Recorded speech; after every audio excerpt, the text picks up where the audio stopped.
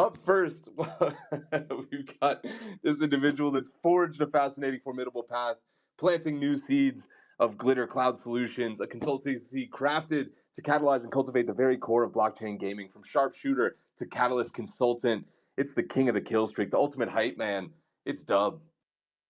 Yo, what up, everybody? Stoked to freaking be here. If you're going to be in Vegas for Level Up, I can't wait to see you there and play some wild card with the freaking fans. And then I'll be in Dubai with all my DJs. Then we'll be in Toronto, and then we'll be in London. It's a great freaking month, man. Can't wait. Damn, I thought mine was hectic, but I'm not doing Vegas or Dubai, and I'm still stressed out. So, congrats on continuing your legacy as the guy that goes to everything. Are people like me and have never heard of Level Up? Is that even what it's called? The conference in Vegas? I had never heard of it before this too, but I'm stoked about it now. Is this like the 20th year of it or something, or did they just come up with it? No, it's like the 20th year or something like that. I don't know, dude. These conferences, man, they just pop up and they've been going for a while and just nobody knows about them until they do. All right, God bless. I guess I'm not a real gamer. Up next, now a business dev bruiser at Avalanche. He's got the brains, the brawn, and the banter. A Super Smash Bros. Slayer, a Balatro brainiac, and a Web3 workhorse. Excuse me. He's a rising star with main character energy, built to scale mountains and metaverses. It's the Sultan of Smash, the on-chain ox. It's Wills. Yo. Is everybody else playing the Oblivion remaster that announced and dropped in like 3 days? I feel like everybody started playing that before I even came to terms with the fact that it was real. So crazy marketing strat that I've been thinking about. But, excited to spend another $120 on a game I'm probably not going to play. And dude, how bad? Like, I feel so bad for the guys who are working on Sky Oblivion, that like fan-made project for like 10 years. Like RIP. They gave and I saw all this like wholesome Reddit, like, oh, the Bethesda team gave them free copies of the remaster, and it's like, dude, there's still hope in the industry. Bethesda's so good to their modding community, and it's like, no, dude, they didn't tell anybody about this, and they didn't even give the team time to react because they announced and dropped it in 2 weeks. Anyways, I could go on for hours. That is savage. We know you spent 10 years on this, but don't worry, you don't have to spend $59.99 on a remastered version of the game you've been working on. They did say they're not going to shut it down. That seemed cool. But yeah, that was out of the blue. I'm not putting it on my PC because if I do, I know I'll get nothing done. And unfortunately, there's a lot of work to do. Brace yourselves. Up next for a financial firestorm. We're talking millions juggled like they're flaming bowling pins, budgets that would make a dragon sweat gold, and a personality that could ignite something between a garbage fire and a supernova. He's a full-blown inferno in the Web3 gaming scene, with Glitter Cloud Solutions as the guiding light for many as they go to market. And he's building one of the most exciting projects to date on the Farcade in his spare time. Prepare yourselves for a personality that could melt your motherboard, the incendiary innovator, the human flamethrower. It's Tony V. Yo, hey, excited to be here, guys. I'm actually hanging out in Vegas with some of the 100X boys that are going to be playing in the wildcard event on Saturday. Super excited. Dubbathy's going to be out here with me, and it's been around for 11 years, Sam. 11 years, the Level Up Conference has been uniting anime and artistic creators. I did not just read that from the internet. But no, I'm excited. Yeah, it's going to be great. I don't know if anyone tuned into the last wildcard match, but the two guys from the community just shellacked the Team Liquid guys. And I'm pretty excited to see if that happens again. But thanks for having us up here. Love you guys. That's pretty sick. Yeah, if it's an anime conference, now it makes sense why I've never heard of it. Not a big anime guy, but shout out. Glad you guys are having fun. We all have faults. Also, super jealous that the guys get to play against Team Liquid members. That's a wet dream of mine. So let Mr. House know that he's on my shit list now. Up next, he's a wizard weaving web traffic and a cunning connoisseur, commanding captivating conversations and colossal conversions. At the helm of Uptick, he's the audacious architect, assembling audience adoration, and he's the man in the arena on Avax's social media, hosting shows. You've marveled at his meteoric metamorphosis from golden fraud to the glorious gleaming golden god, forged in the fiery furnace of gamified greatness. It's Jerry, the Golden God Singer. Hey, what's up? Somebody called me with that on the call today, and I was very taken aback. But I just canceled my trips to Vegas, Toronto, Dubai, and whatever else Dub's going to be at. So if you guys are free, hit me up. I got time. Is it I have to assume it was somebody in Web3, but in my head, my first reaction was like you had to call Comcast or something, and they were like, "Is this the Golden God?" That would make my year. I'd be forever happy. Yeah, Next, it was Comcast. oh, thanks, dude. I appreciate that. Next, behold, mortals, a towering titan who storms from the abyss of the forbidden, carving cataclysmic chronicles that blaze untrodden trails through Web3 gaming. He's the indomitable intellect forging my angry Yakuza girlfriend, a volcanic visionary who wields wisdom as divine lightning, a behemoth of bold tastes and brazen taboos, the Renaissance rebel that shakes the heavens and strikes fear into the peasants and gutless wanks alike. It's the Titan of Taboo, the founder who can't be bought. It's Senjin. Hey guys, Sam, if you ever want to go to Netherlands to the Team Liquid, headquarters for a private tour or whatever, you let me know. I'll take you anytime, brother. Oh, Sinjin, you know how to pander to me, just like in a way that nobody else does. I love you, dude. Up next, ladies and lords, prepare for a whirlwind of wicked wit and wondrous wisdom. He's the masterful maestro, morphing maddening mayhem into crystal clear, captivating clarity as my chief simplifying officer. He's the Michael Jordan of meticulous mouse clicks, stacking sky-high stashes of RuneScape riches. He's the magician of Magic Eden, making sure your NFTs are perfectly priced and placed on the marketplace. Go answer the door for knock. Yo, I was going to say what Will said. This new meta of announce a game 3 days later, here it is, play it, is so much fucking fun. I'm like 3 hours away from beating all quests, max skill level and all skills, and acquiring all masterwork items in Dragon Wilds. So then I will definitely dive into Oblivion shortly after. Do you just play video games all day? When do you get your job I have done, actually dude? not slept much in the last 8 days or so. I work until 5 or 6 o'clock, and then I play until about 5 or 6 o'clock, and we go again. What the It's fuck? RuneScape. It's the release of RuneScape. I've got to beat it before everybody else in my old school clans. Oh yeah. He starts at Sleep 4 is o'clock. simply inefficient. He works for an hour and then he plays games for 12 hours. Okay, he left a piece out. That's what's going on. I just want to see like the piles of Celsius and caffeine gum that's surrounding Knock as he like rolls his chair up to his desk. He's taking fucking injecting alpha brain straight into his brain, dude. You should do Dude, one there's of a the thing in morning the routine RuneScape community. videos It's where like it's just you anything playing other than RuneScape. anything other than clicking is just XP waste, and we're not trying to waste any XP. You're a psychopath. Up next, he swapped sterile boardrooms for taking a stab at gaming greatness. This diehard devotee revolutionary Ripple is so seismic, it spawned a Black Mirror episode this season. He mesmerizes massive mobs with captivating charisma, and he's a leader in Web3 esports, the reigning king of the TCGs with Parallel. Draped in his legendary Pot of Greed Yu-Gi-Oh jacket, he's the Parallel pack rat, the movie-obsessed oligarch. It's Koji. Hey, what's up, man? Anyone who's in the Wolves chat knows I went on a long rant about how we don't make original things anymore and how shitty that is. And here I am, like binging the shit out of Oblivion. You know, like they know they released Skyrim like 1,000 times on every system, and they're like, you know what? We should just go back and re-release all the other games 1,000 times on every system. And I'm kind of like, I don't want to like it, but it's like cocaine for me, man. I just mainline that shit. Is so good. Dude, this is why we can't have nice things. You could be playing Split Fiction, an original IP with one of your good friends named Sam, but instead, we got to play Oblivion for the 17th time. It's okay. It's okay. Bro, no. Split Fiction sucked. Don't even bring that up. Whoa. Oh my god, dude. Why did we let him talk? What? That's a great question. We're gonna revisit that in just a little bit. Up next, this next guest leveled up from Nintendo nostalgia to neural networks. He's the charismatic crusader for Yumio. That's crafting on-chain characters with chat, change, and chill in 3D worlds. Excuse me. He's courting the underrated. God, fucking. Every now and then I write a new one, and it's clear I didn't practice it enough. He's courting the undersaturated Sims-loving simulation crowd with a smart, self-learning sidekick that grows alongside you. Welcome, the World Weaver, the Protocol Puppeteer from Yumio. It's Michael O'Connor. Thank you very much, brother. Yeah, great to be here. Great to be back. It's been a while.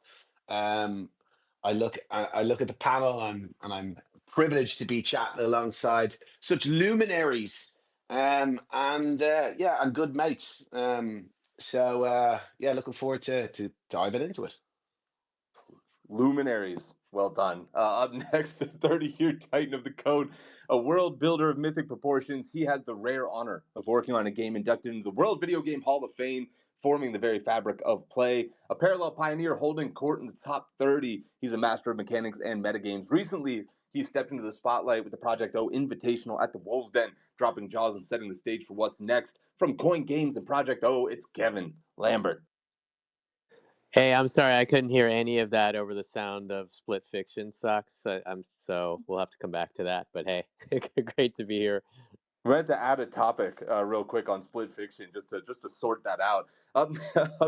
Last but not least, behold, a slinky, spectacular serpent from the shimmering sublime sanctuary of Lizard Labs, tipping the scales at a svelte 2.4 pounds. This tiny trailblazing titan is ready to rocket, so clap those claws. For the little lizard legend, it's Lambs.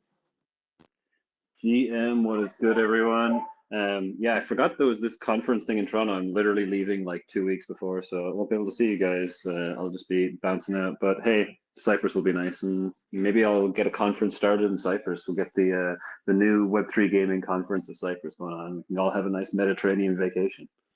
I don't hate the sound of that. It is weird though. You leave Toronto right before consensus happens. There, Spark C leaves Dubai like right as the conference happens in Dubai. You guys just need to stay put for like an extra week.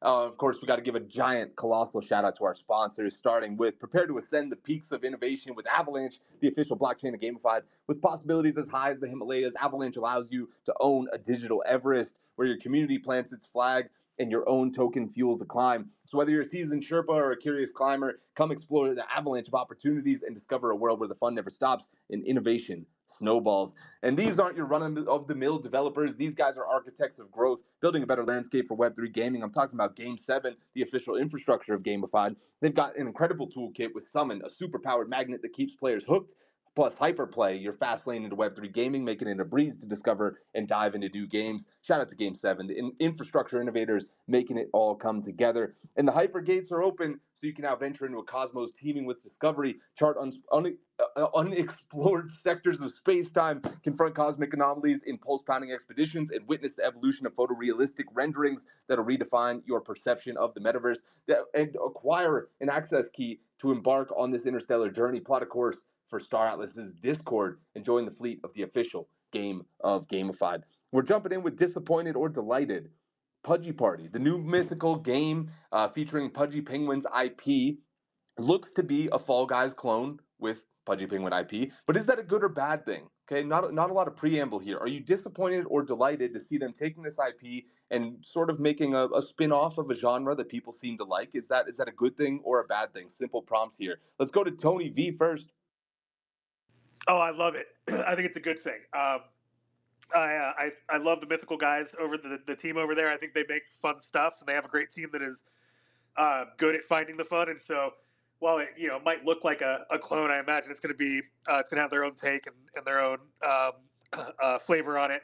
And I think the Pudgy Penguins are a great backdrop for that style of game. Like I can imagine playing that with my 9-year-old. So I wish them all the best of luck, and I think it's going to be a lot of fun. And I don't think that if I were starting a company and trying to create a new IP, I don't know that I would also be trying to create a new genre of video game to play and introduce as well. I think there's only so much you want to create the first of. Yeah, that's fair. What's that, Tony? Excuse me? Yeah, I know, Koji. I know that you're a fucking Renaissance man. No, and you I'm and just Sasha kidding. do backflips and sing, and you're beautiful, and you have beautiful wives and beautiful families. I know, Koji. Yeah, you won the lottery, both genetic and real. And incredible tattoos. Don't forget that. Let's go to Dub and then the Lems. Yeah, I'm also delighted for all the reasons Tony said, but in addition, it's like the template and the best practices for this genre are pretty well defined. Like the content pipeline to support a live ops plan is like pretty clear and go forward, and there's room for improvement on the genre as a whole. They can do different game modes. It doesn't all have to be Fall Guys forever. It can be some battle royale variant or what have you. It's mobile friendly too, or browser friendly. Like it scales better and just lands better. And I think in Web3, I think we're a bit thorny to Fall Guy clones because we've seen some very bad ones over the past 3 or 4 years. I can think of 3 of them off the top of my head on Solana or Say or what have you. So looking forward to seeing someone like take a legitimate good swing at the Fall Guys genre and produce a good product here. Fair take. Let's go to Lems, then to Sinjin. All right, I'm going against the crowd. I'm going to say disappointed, but before I get canceled, like, hear me out here. Luca had tweeted like, I don't know, months ago about like, oh, like we're building like this crazy game and like with Mythical and it's going to be like this, like one of the best games in Web3. And I'm like, oh, this sounds really interesting. And then when I see the trailer drop, I'm like, it's just a Fall Guys clone. Like, I love Luca and the team and what they've done on Pudgy's over there, and I think this could still be a big success. I was just disappointed based on thinking that they were going to do something original. And guys, we've all seen many, many clones in Web3, whether it's like the 9,000th Among Us clone, and there's been like, shitty Fall Guys. I don't know if anyone's actually done Fall Guys with any amount of success in Web3. So I think their IP is geared for this kind of a game, like the casual game, and they could, knock it out of the park and hit a home run with it. Maybe they got some interesting new game mechanics in there that will make it interesting. But like my gut reaction was just kind of disappointed when I saw the trailer drop. I'm still optimistically hopeful that they will do something cool with it and it'll, be a huge success because it'll be really good for the space as a whole if they do manage to gain the traction. And they got a really good IP. But yeah, just after seeing that, knowing they were working on it for a while and then just seeing it be like, oh, it's Fall Guys but Pudgy's, it was just, it was a little disappointing. Sinjin, I want to go to you next. We've seen Play Ember work on the Pudgy IP and make a derivative from one of their successful mobile games that they already had. We've seen now LOLland. We have YGG taking a stab at a Monopoly Go with Pudgy IP. When we've also seen, oh man, I had a third example in my head, but I'm losing it right now. We've seen them do this a few different times with Pudgy IP. My question to you is, at a certain point, is it time to take a stab at an original game concept, or is this the formula to just keep trying across multiple genres that have already been proven to work, and hopefully one of them sticks? Yeah, I think for Pudgy's it absolutely is. Like making an original game is hell. Like if you haven't made one, do not make one. I'm telling you, don't ever make an original game. You will want to jump off a bridge multiple times a day. But Luca does what Luca does, not for the Web3 industry. He does it for Pudgy's. And so like if you put your expectations like how does this like as a game like push Web3 gaming forward, okay, it's not really that much. It is not necessarily disappointing, but it's whatever, meh. But in terms for Pudgy, like Luca does, like he does these very deliberate steps where they execute it very well, right? And so when you develop a clone, the biggest thing about developing a clone is that like all the specs are there. So you don't really need a prototype. You don't need to figure things out. You don't need to figure out values. You literally can have that there. And in game development, original game development, like figuring out how things are balanced to get to fun is really, really difficult. But like the game itself, like Fall Guys or these kind of party games, like it really gets old fast. But does it work for their brand, and does it make the Pudgy Penguins even look cuter and bring in that crowd? Absolutely. And so for their business strategy and how they execute, like really fantastic. For us as gamers or the Web3 industry, it's really a nothing burger. It's pretty crazy, actually, that we have essentially nothing but original IPs on the panel here. We've got Koji with like 4 of them. We've got Michael O'Connor with 2 of them between Worlds and the Agents. We got Kevin Lambert taking a blend of a few different card games, but a very original thing with old CC0 stuff. I want to go to Michael O'Connor next. Michael, how do you think about how Pudgy, with this sort of established IP, but still pretty nascent IP, should approach the video game market? Yeah, I'm a fan of what they're doing over there. Have been for a long time. I really like Luca as a person, and yeah, I wish them well. I think here it's an uphill struggle, to be honest with you. I think they're going to have some difficulties. It's a tough marketplace. That's a tough one. If you're going up against Fall Guys, you're going up against Epic Games. The alternative is like, there's also clones out there, like, it's probably one of the most like one of the most really successful clones was Stumble Guys, which was a Scopely a game, which is a Scopely game. It still does amazingly well. like Scopely are massive. They just, they bought Niantic, the creators of Pokemon Go, recently enough. So you're going up against like serious, like uh, cornerstone heavyweights in the games industry. So I think it's a tough one. I think it's a tough one. You're going to be trying to take the pie from them. There is a way to do it. There's always a way to do it. But yeah, we see a lot of these things in crypto games. Most of the time, they don't really work out. So yeah, I'm skeptical, unfortunately. With that said, I do hold out a bit of hope because I think it's been said already by a few of the other speakers, like Mythical are also a great team. And if anyone's going to take a pot shot at this, these are these are the guys to do it inside of Web3. Um, I think it's clever on a branding perspective as well. So there's some positives here, but yeah, that's going to be a tough nut to crack, frankly. But all the best. I'm going to Jerry next. Jerry, you disappointed or delighted to see these guys try to take a stab at a derivative here?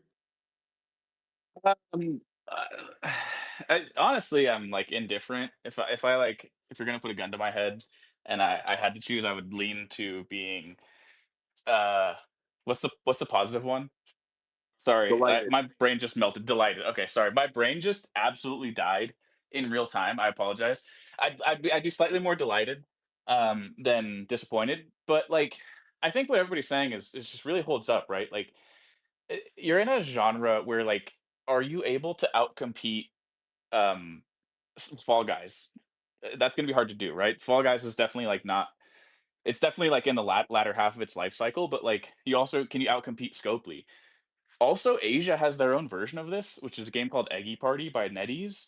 Like, so can you outcompete in Asia? Like, not really, right? So I think it's just there's the downsides is that you're in a crowded place where people kind of like what they like, and I don't know that a newcomer is going to be something that's exciting. The positive is Mythical understands how to get this game in front of people. So, like, is there content innovation? I don't think really very much so, but is there potential distribution innovation for like Web3? I think maybe that's the upside here. So, I think in that way you're a little bit delighted, but like that still goes back to the point of like you're building a game with an IP that kind of leans towards a younger audience in a genre that's catered to a younger audience. Like none of my like Knock is not gonna all night this game, right? He's gonna go just play Oblivion or RuneScape or whatever. So like, does it do anything to move the Web3 needle? No. So can it like I think highest upside expands the IP a little bit. Maybe makes the Pudgy team like some money. Maybe makes Mythical money, which is a good thing. Like I'm not gonna say it's a bad thing because that means they can take more shots. But like, unless they can totally do something new with a genre that like platform VRs kind of feels a little bit stale at this point to me, and also just super crowded. Like, I like that they're trying. Hopefully, I think the optimist in me would say I hope they can take this and iterate like to get something new. But is this a needle mover? Like my gut tells me it's not going to be that exciting, or we're not going to look at this as like this transformative moment. I wonder if part of this is about the genre in particular that they picked, because people seem excited about Goblin Town approaching that like up only genre, whatever we call that. But it seems less enthusiastic about this one, maybe because the genre is a little bit older and we have multiple derivatives of it already. Let's go to Koji. Koji, what do you think? Disappointed or delighted to see Pudgy taking this swing? I'm delighted, man. Just like I know I don't come off as like an optimist, but I truly am an optimist, especially when it comes to this sort of thing, because when before we started, the amount of people who would have just said like, "Oh, I can't believe they're making a card game," like who wants another card game or whatever, like you got to take some chances, and who knows, maybe it will just be completely derivative, but maybe not. Maybe they're going to do something interesting that's going to capture some of the zeitgeist, and I'm just hopeful that like I think you can take something that's been done even 1,000 times before, put an interesting twist on it that only you can come up with, and then it will be new and interesting again. So I'm gonna say delighted until I play it and are proven otherwise or not. Yeah, coaching actually says something that's like kind of interesting there, and I think like if this is totally derivative, Hey, don't sound so surprised, Jerry. sorry, but like, were we not all the same people who were like really excited about LOL Land like a couple weeks ago? And that's just a derivative, like maybe more of a one for one, reskin of like a Coin Master or Monopoly Go. So like, I don't know, Sam, whatever intern you have, like posting these on Spotify at this point, if they could go and listen to that episode and then call people out on their hypocrisy, I would appreciate that. Yeah, fair enough. But at the same time, I think part of it is the Monopoly Go model. I don't think has really been replicated to any level of success. But if it is, you'd imagine even if it's 20% as successful, that's like a $400 million a year revenue generating game, which I don't know if Fall Guys ever got close to. However, oh well, actually, it probably got close to $400 million, but I don't think it's necessarily the cash cow that Monopoly Go is, and not able to sustain it over a longer period of time. Let's go over to Will's double tag and Kevin Lambert. Yeah, I think most of what I was going to say has already been said, but I mean, in my heart of hearts, I'm disappointed because it's always frustrating when an opportunity for innovation is missed, and obviously we haven't seen it. But I will say I was playing Mario Party a couple of weeks ago, and they added in a Fall Guys bit, and it was the worst bit of the game. So I think Fall Guys is kind of played out. Like, I mean, is anyone really competing in the Fall Guys space? I don't see it. Yeah, Maybe Stumble Guys. Stumble Guys, yeah, okay, but that's just like okay, that's on mobile, and that's doing like what are people like still actively playing that? Is that like a super hype thing? And is that even the market that they're trying to cater to? Because I like my understanding of what Luca is trying to do, and where I think that this might be delightful, is they're providing further experiences for the IP. And I think that that's always a good thing. With Lowland, with what they were doing, even with their, what was it? They had an arcade machine that they were doing. It's all providing value back to the IP. And in that sense, I think it's great. I think it's another fun thing to do, to get screenshots of, and to get clips of the Pudgy Penguins doing funny, silly little things. We'll get some new gifts out of it, and the IP of Pudgy will be grown. And, ideally that derives value back to the NFTs in an ideal world. So, Yeah. I'm a mix of things. No, I think Will's convinced me. I take my answer. I rescind my answer of being slightly delighted, and I'm fucking all in because we led the show with like like Elder Scrolls Oblivion, which was a game from 2006, being the thing that people are most excited about in all of games in 2025. So people don't want new shit. Like, it's just me. I'm the fool that wants new shit, and then the rest of the world is telling me that nobody wants new things. They just want the same thing that just looks a little bit nicer. So I take it back, Sam. I apologize. I'm all in. Super delighted. Life's great if you enjoy the slop. I'm Dude, glad. slightly all in. It's great to have Jerry fully fucking delighted for this topic. Appreciate that. I consider me, I guess, the only fool left who still wants new shit. Let's go to Kevin Lambert, knock, and then we'll tag in Sinjin again. Yeah, I'll probably be a little repeat coming in so late on this, but so I'm delighted. I think it's great. I think going after an existing genre, especially when you put your own spin on it, which may not be the case here, but in general is really cool. Like, look, do you guys remember a game from way back in the day called Worms, where you just sort of like launch your worm and it would break stuff on the opponent's side of the board, and you try to break all their stuff before they break all your stuff? That's basically Angry Birds. But when Angry Birds did their take on it, it was refreshing, it was fun, it was awesome. So when when you take something like that and you evolve little pieces of it in your IP, it can really take the world by storm. So I'm delighted that they're trying.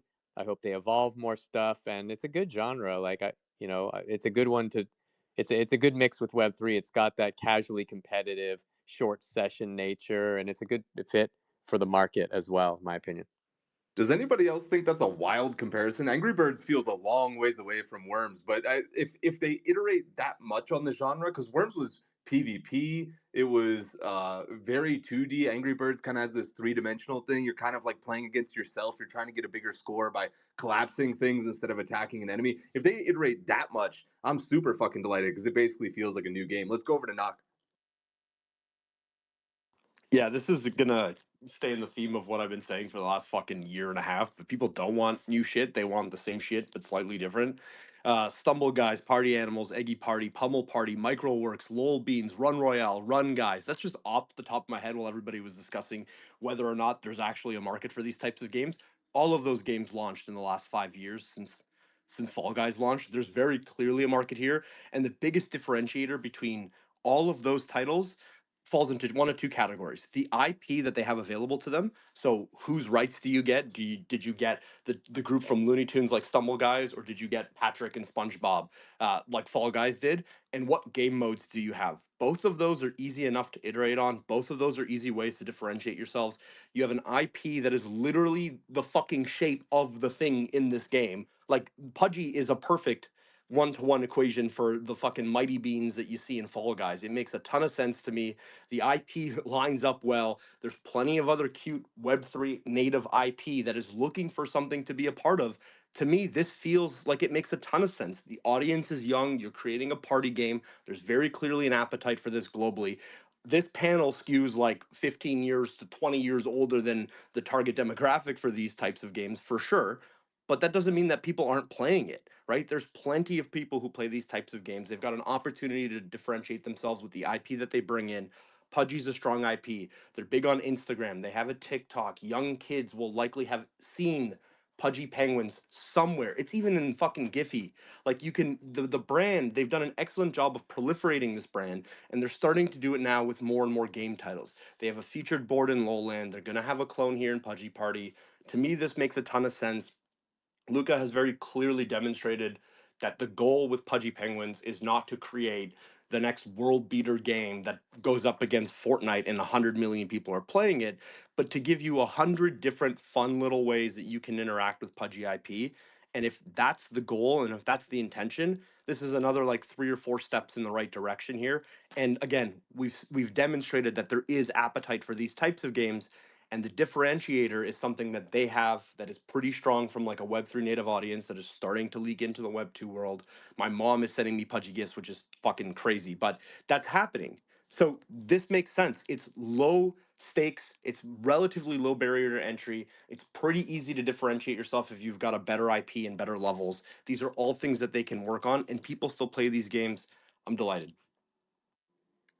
Icy with a gamified first, dropping an executive summary in the chat just to dunk on Fresco. Jesus, as I have a stroke. Also, Justin Lucas in the comments says licensing your IP is lucrative. Do we think that Pudgy is maybe getting paid to license this IP? I would have assumed this was like a mutual benefit thing. I didn't think it was that far along, that developed to get to the point of licensing it being profitable. Let's go to St. John and then Michael O'Connor, then to Dub to finish us up on this topic. Yeah, I'll be quick. I think Nog had some really great points as well as Will's, in the sense that like Luca has always been playing the brand IP value game, right? So it's basically getting that brand out there with the small wins that are really well executed, whether it's the arcade or this particular game. And I would say definitely it's not for the expectation to be a hit game. It's just a win. But I want to say on the thing is, like, if you're competing on a game level, right, into the Web2 market, I think if you don't have an original game, and you know, obviously you're not like a studio that has access to third-party IPs or you know, previous titles, right? You have to be really original because it's that competitive. You know, if you look at how many games are being launched on Steam every year and stuff like that, right? And people can say, okay, well, these games are like pretty good and they're like derivative games, or they're somewhat original and they're still not making it. And then that even would, for me, says, you know, you really got to press the limits. For Luca, it's not like that. So again, you know, it's Luca's world. We're kind of like observing what he's doing, and we're trying to like pick at it and say like, okay, well, here's the crossover with the games. But like, I think Knox and Will's point was really spot on. Michael O'Connor, do you agree? I actually do agree there. Yeah. But I have a question. Do we know yet if they've kind of spoken about platform? Is it mobile or is it going to be PC, or has that information been leaked, or is it out? I mean, I think Mythical only really does mobile, right? Right. That's So what I thought. So Yeah, sorry, go. Yeah, I was just saying they had announced it was going to be mobile, and this is where Mike like mentioned from earlier, like Luca had said, like we're going to release crypto as like #1 mobile game, and that's where I'm like, that's a big statement, right? Yeah, it is. It certainly is. Like the thing is with mobile, in when you've got a genre that's kind of that has matured to a certain extent, like that has over the last decade, or particularly over the last 5 years. The only like in some sense, quality sometimes doesn't really matter. You need a juicy fucking user acquisition budget in order to be able to make just to compete against a Scopely. You just need a serious user acquisition budget. Now, like sometimes that's not the case. Sometimes you can just there's a very small percentage of a chance that you just make something great that just breaks through on mobile, and like everyone loves to talk about that, but like 99% of the time that's not the case, so you normally need that massive budget for success there, and do they have that? I don't know, maybe they do. Either way though, just to touch like double click on Will's point. I think you made a really like perceptive point there, that actually if there's only limited success in the kind of global games market, that could actually be seriously valuable from a branding perspective for Pudgy. Like, Luca is like a master marketer, and being able to get that game out there with like nice branding, with the right type of audience, will generate huge amounts of attention. Specifically, probably like even if it doesn't crack through into like massive like success in the gaming world, it could raise a lot of eyebrows in the crypto world, and that could be very beneficial from a branding perspective, identity perspective, and ultimately you can create a lot more value for them in terms of people who are interested in buying into what they're selling broadly. Let's go to Dub and Knock, and then we're going to move on. Yeah, I just wanted to point out on the licensing like IP side of things, with these like hundreds of different experiences, Luke and the team has like made sure that licensing and IP flows to holders, and they've always had these opportunities for holders to essentially submit their pudgies or little pudgies into these games or experiences and secure that IP licensing deal specifically for their pudgy, which I think is going to be a great narrative as this rolls out. As long as like my pudgy starts getting used, because so far, despite having hundreds, it's not in a single one. That kind of breaks my heart. So we'll get there, but I think that's a really interesting like narrative to go forward as this grows too. Knock, the final word. Yeah, Michael actually kind of front run me a little bit here, but I think one of the important things to understand is like this isn't a quality thing. We had mentions of like they have to compete in quality. If you've ever played Stumble Guys, it's like somebody developed Fall Guys with their fucking eyes closed. The game barely works. Mechanics are terrible. Almost every single fucking level just is awful. It's just a terrible experience. But they did an excellent job of putting it through the Scopely machine, and that's where I think the edge is. In the case of somebody like Pudgy Penguins, this might be another piece of fan service to kind of build up an audience that cares about this brand and will become very vocal about supporting and sharing this brand long term. Like to me, I would not be surprised if in the next 2 or 3 years there's like 5 or 10 more games that are very bite-sized pieces like this, a clone of something that exists that has demonstrated, use and want from like the actual gaming market, as well as like fucking Pudgy Penguin lunch boxes and hats and backpacks and all kinds of shit. Like the idea here for this brand, Luca just released a podcast where he kind of walks through this, but it's to make sure that anywhere you look, Pudgy Penguins is made available. That's part of the way that you do this. It's also a highly social, streamable, and shareable game. Fall Guys, when it came out, was fucking everywhere. And if you start to see clips like this leak into TikTok or into Instagram, that's more surface area for the Pudgy IP with an audience that isn't native to crypto. I think that's the bet that they're taking here. They don't necessarily need to be the biggest game in the world, but if you can have a whole bunch of millions of views on TikTok of Pudgy IP in a Fall Guys type scenario, that's a big win for them as well. That's the answer there, Knock. Is that like is this a like? I almost think this is you need to look at this with like a brand marketing perspective rather than like revenue or anything. Like the play is pretty obvious that it's like get the IP in front of everybody in as many ways as possible, particularly like young people, but like get that IP to where it is a known IP. So like I think even if this game is a loss leader, it doesn't really matter because it's getting the IP out there. So like what Knox said, I think is like the main point of what's happening here is that like this is 1000% a play to just make this IP get beyond the bubble that it currently exists in, where it's like everybody in crypto knows it, but outside of that, it's still kind of nascent, like you said, Sam. So this is a move to get people at scale kind of more familiar with it and have seeing these like cute penguins running around or whatever. So I mean, I think that's like the main takeaway people should have is everything that Knox said, spot on. We're also seeing new clipping features roll out for abstract streaming, and obviously, abstract streaming being a big piece of the entire puzzle over there. So it all kind of makes sense whenever you look at it more holistically. We're moving on, though, bullish or bearish on Pixels integrating app tokens into their ecosystem. App tokens are limit breaks technology that they rolled out a few months ago. You probably see Gabe Layden posting about it and some other founders talking about whether or not they like it conceptually. V Pixel will be a new token that's backed one-to-one by Pixel, their current pre-existing token, and can only be used to stake or spend in-game, including partner games. Pixel is integrated into like Forgotten Runiverse. They'll also be increasing the withdrawal fees for Pixel to further incentivize using the app token instead. Luke notes that it may cause some short-term pain, but for long-term positive effects for the ecosystem. Sage from Kororo Beasts asked him in the comments of his post, if you started all over again, would you have the main token being an ERC20C, or and is it worth it, or would you? I'm sorry. Would you? Jesus Christ. Would you have the main token be an ERC20C? Is it worth it? Or would you keep the two systems like Pixel and vPixel? Luke replied he actually thinks the dual system is more interesting, and people basically get the choice of a more liquid option or the spend/stake option instead. So, are you bullish or bearish on app tokens in general and Pixel's move into integrating app tokens? Because I know that people's opinions have evolved here a lot. Sinjin with the hand up first. Yeah, I'm super bullish on it. Actually, Gabe messaged me about it, and we had a quick talk about it.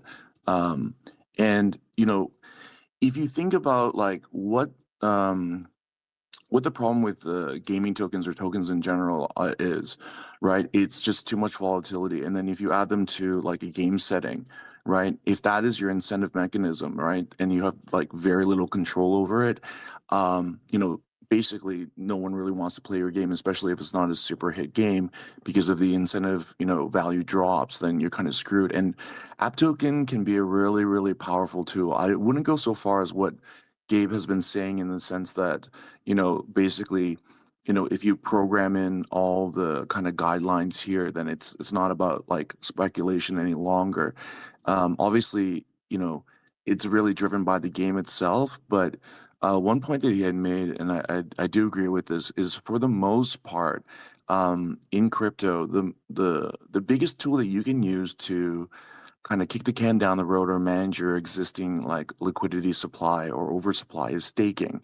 And so the way that they've set it up is that, you're staking your pixels now, but like you can't withdraw those staking rewards until you're spending the V pixels, and the V pixels are kind of pushing that forward. I think that's the understanding, at least that I have. And so he had mentioned this as well, like it's almost like stake and play to earn. And I think with Luke, he definitely is in that play to earn bucket still, and he's doing his very, very best to kind of figure things out from what I can see.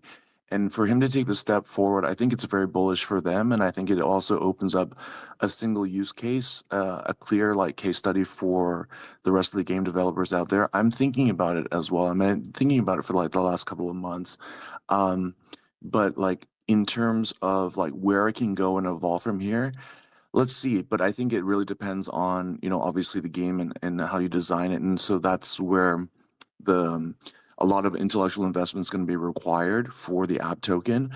But if you think about it, if you can really, how do I say, like gamify or augment the staking function within the game or in user behavior, and staking is really one of the super major tools for managing liquidity in the short term, it's pretty fantastic.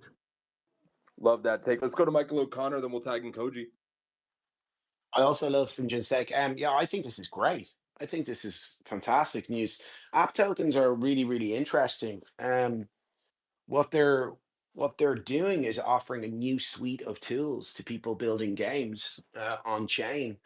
And some of those tools kind of are solving some issues, I think, there's like there's some like just very functional things that are cool. Like there's like this vibe where you're able to um you've got tokens which can exist off chain, but they're able to operate off. They're on chain, but they can operate off chains for fast interactions, and that's pretty cool. It means that you can kind of just lower friction for on chain transactions for kind of more menial kind of on chain tasks, which I think is cool. But it's solving some potentially solving anyway some interesting economic issues that people have inside of when they're building games on chain. And you know, when Gabe put out the 721C contracts, so the NFT, they released NFT contracts, which um, guaranteed royalties, essentially, was one of the things that it was doing. And they became pretty much the de facto contract that most people are using. Like Magic Eden were the first people to take them on. Eventually, OpenSea took on 721C. And like this kind of in some way destroyed Blur, which was like a, you know, um, very kind of like I suppose anti-royalty company for NFTs. And I think that we're probably going to see something similar here. I think we're going to see like a lot of people, probably myself included, take on app tokens um, because it is useful. It is useful. So it's great to see that like a game that's out there that's been doing good numbers and looks cool is already jumping in. Gabe is an interesting character for the industry.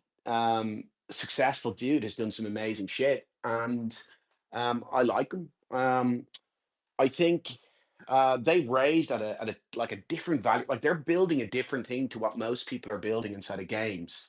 They're like they raised like 100 million or something like that, or like they raised that like a more than $1 billion valuation. So it's not just about Like almost 2 billion. They raised right. like 200 Yeah. million. Yeah. So it's not for them. It's not just about, okay, here, we're going to make some like really successful games and like trying to crack into, the free to play industry or something like that. They're looking to make something that's totally disruptive. And that's really what app tokens is part of that vision, I believe. They're trying to create something that is an infrastructural tool that's totally disruptive. And ultimately, in this case, is something that enables developers to do new cool things and solves problems. So, yeah, all power to them. I'm happy to see this. You and me both, brother. Would love to see it work out, especially with Sinjin speaking to how difficult it is to have these in-game economies. If we have more tools to sort of modify them as we go, and Pixels is able to make something sustainable as it goes, it would be awesome to see. Koji, what are your thoughts on Pixels integrating vPixel? Yeah, I'm bullish on it too for a multitude of reasons. One, I think never discount Gabe Layton. The guy is a mad genius. I also recently had, or semi recently had a discussion with him, and he completely opened my eyes on a lot of things. I think that what he's trying to do is revolutionary, and even if you're not that into the ideas, if nothing else, it's another tool in the tool chest, another lever to play with, and I think it gives you more options. But as far as like this particular implementation, from what I understand, obviously don't quote me, I'm like, I'm basically the guy that reads the headline, not the article. But from what I understand, uh, you know, um, as Sinjin explained, you stake, you get these tokens, and you have to like use them to sort of get yield, and be able to like earn more of the original token or whatever, something along those lines. But to me, it sounded very much like the system in which, and Sinjin will know a lot about this, obviously, the system in which like online casinos use and say, okay, well, if you deposit $500, we'll give you $500, right? But like they don't just give you $500. You actually have to like place those bets and do stuff with it and operate within the ecosystem for set amount of time and a set amount of bets and set amount of whatever in order to even like scratch the surface of the quote unquote free money that they give you. And so I think that like this enabling that sort of functionality in games, um you know can only be positive for the game if they design it correctly. It just means you've got to design it correctly. But yeah, I'm a big fan of seeing how this works, and I think that like with this new tech, someone's got to implement it and be the sort of the test bed and prove to us all how valuable it can be. And I think that Pixels, you know, that's like, if they can do it, I think a lot of people are going to be flocking towards it. So yeah. Sorry, I lost the hands there for a second. Let's go to Lems, then we'll tag in Kevin Lambert. Yeah, I'm bullish on this one. I think it's really interesting because Gabe's been, like we've all seen if you follow him on Twitter, like yelling about why ERC20 tokens are broken a lot. And I think for him and his games, he's probably going to exclusively do ERC or ERC20C, probably just based on what he has said. But I think with Pixel System, the hybrid is very, very interesting because Luke wants to leave both options, and then they're doing a fee if you want to withdraw your pixel from the game, basically. So if you're just going to use vPixel and use it in the game, or you're going to stake it, you're basically getting more bang for your buck. So they're rewarding the people who want to stay in the ecosystem more. And then he said they're changing their staking as well. So it seems like what Koji was alluding to there on like the casino side, where if you're interacting with the ecosystem more, you're going to get more staking rewards. And again, if you keep that in vPixel, you're going to maximize it, but you still have the option to off ramp it, and you can sell it if you withdraw from the game, but you're going to have to pay a fee to do that. And then they feed those fees back to the stakers. So like, I think it's a very interesting, and we've seen like Pixels is probably, you know, one of the most successful Web3 games so far in terms of revenue and, you know, trying to make this play to earn model more sustainable. Obviously, they've been giving out lots of rewards and they haven't quite balanced up the like intake versus outtake yet, but it seems like every iteration they're getting better and better with it, and they have an economy that people want to spend money in. So I think this is a pretty massive test case for the rest of the sector because they're also doing this dual system as opposed to exclusively saying like, hey, you can use app tokens, which basically sounds like to me, if you have them exclusively, it's just like a new kind of in-game currency, because you're not going to be able to withdraw. It's only like money going in, depending on what rules you set up with them. I see with a great comment. He says, seems like this will be a make or break shift for Pixels. Seems like the reward design was great to bring people into the game, but wasn't long term sustainable, and now they're fundamentally changing their incentive structure. We'll have to see if the existing player base stay and embrace this change. If so, then great, but if not, they'll have to figure it out. Let's go to Kevin Lambert, then to Jerry. I'm super bullish on this in general. What not from the perspective of like what's it going to do for pixels. I mean, I'm also excited to see that, but more, can we get more applications under the belt of using app tokens, right? Because as so many technology pieces in Web3 move from like promising to potential to proven, this is one of those moments where we might see this move from potential to proven in this case. And and like Koji said, after talking to Gabe, um, he lit up with ideas of how these of the applications of these. I think just reading the app tokens article can only give so much surface area, and it's kind of geeky.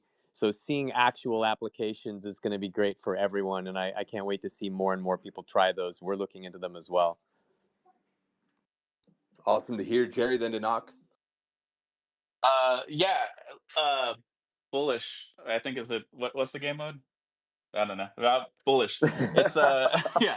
It's I think like listen, I'll be quick with my thoughts here because like they're not super complex, but like I think app tokens are fascinating. I think what you're hearing is a consistent thing that everybody that talked to Gabe, of which I did as well at GDC, that walked away walked away kind of fundamentally thinking differently about how we can use tokens and what we can do with the technology that's like in front of us, right?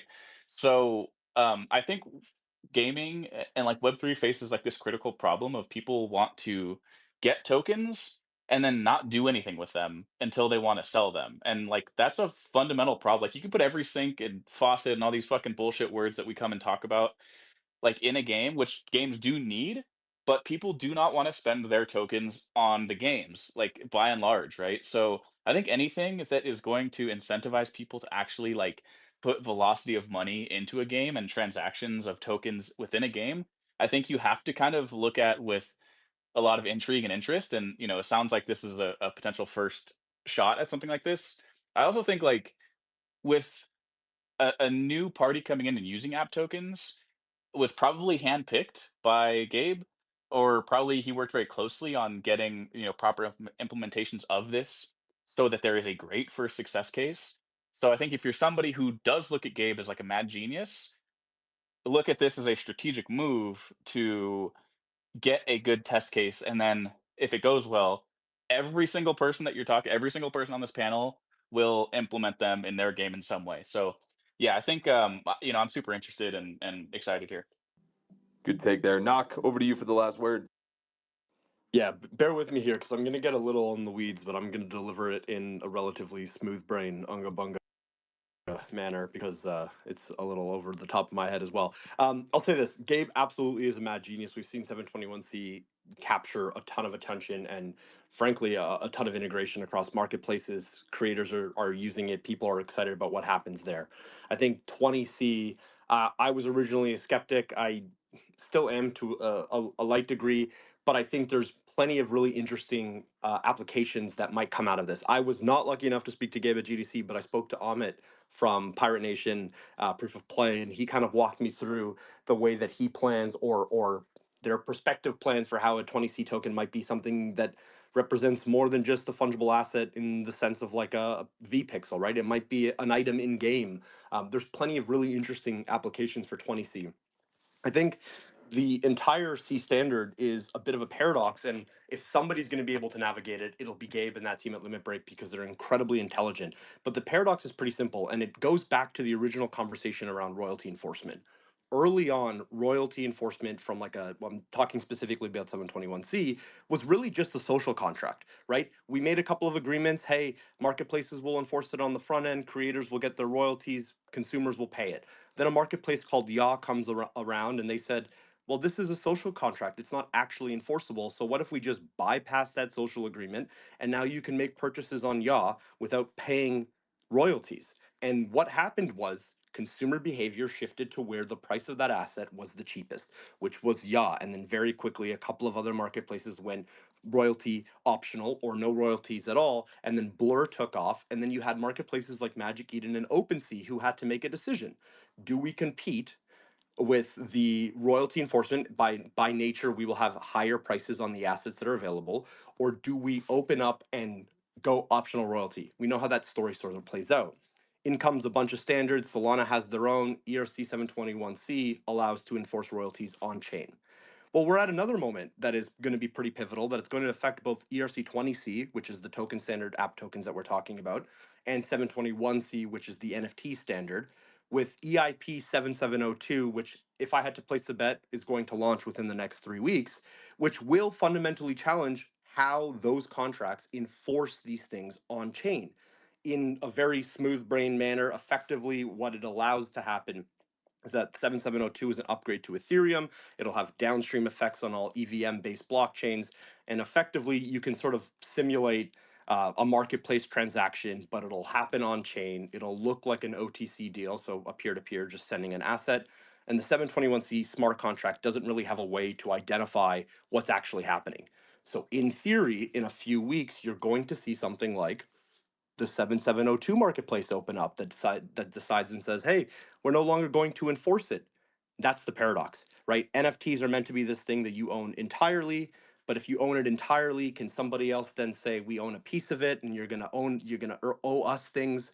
If you want to build an open economy with on-chain tokens, can it really be an open economy if so many parts of the economy are restricted? If I can't actually choose what to do with my asset, if I have to pay fees to withdraw, or if I can't withdraw at all? I think the technology is incredibly compelling. I think it's one of the best innovations to standards that we've seen in blockchain over the course of the last 3 or 4 years. But I also think that there are a lot of challenges for the team at Limit Break to sort of navigate. They have to navigate both whether or not this is going to see a ton of integration beyond like third-party marketplaces, indexes, and sexes and whatnot. But more importantly, will things like EIP 7702, which a lot of people do believe will have an effect, actually have that effect? I'm excited about the technology. I want to see teams get more creative with it beyond simply, hey, this is a royalty enforcement tool, or hey, we're going to limit the volatility of this particular asset. And I've spoken to a ton of builders who have really interesting ways to integrate the technology. And I think you're going to see teams like Pixel succeed. You'll probably see something interesting out of the guys at Proof of Play based on my conversation with Amit.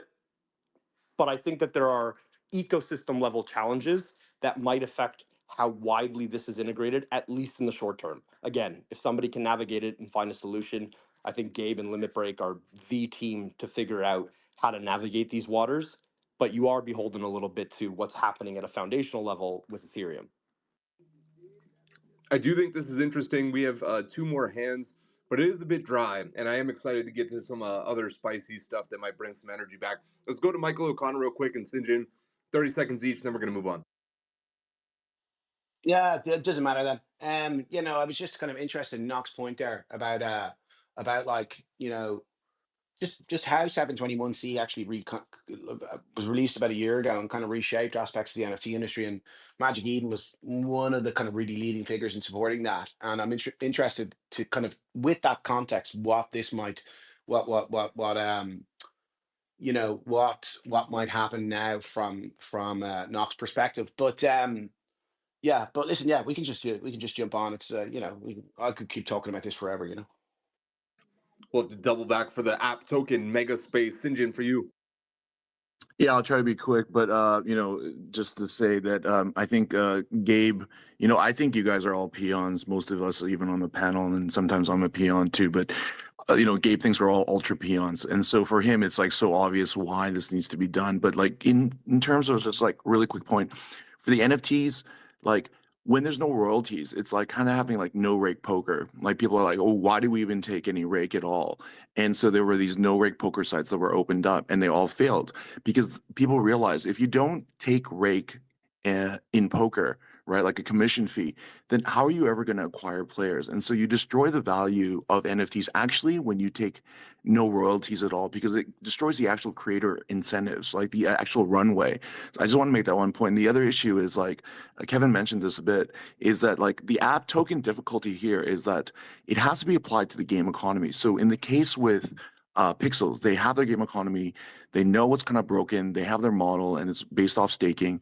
So like they have an application for it. But the other applications are like a stop loss range, like, you know, 10 or 20% up or down, specific pool pairings.